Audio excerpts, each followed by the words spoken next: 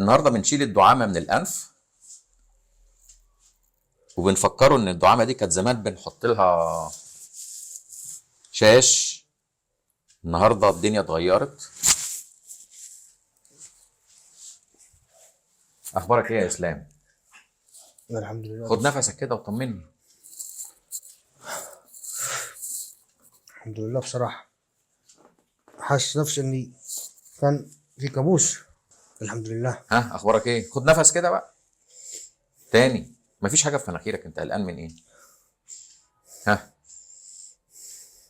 انت بتعمل ايه؟ لا الحمد لله. انت بتشد النفس اللي في الاوضه كله، خد بالك. لا الحمد لله، مش انا الاول يا دكتور. دلوقتي اخبارك ايه بعد ما شلنا الدعامه؟ لا دلوقتي الحمد لله. وجعتك؟ لا لا لا، في الم؟ حتى لو في الم، لا لا مفيش الم حلو قوي، الحمد لله. دلوقتي. الحمد لله، دي نعمة، الحمد لله والله. الحمد لله على سلامتك. ربنا يدومها ان شاء الله.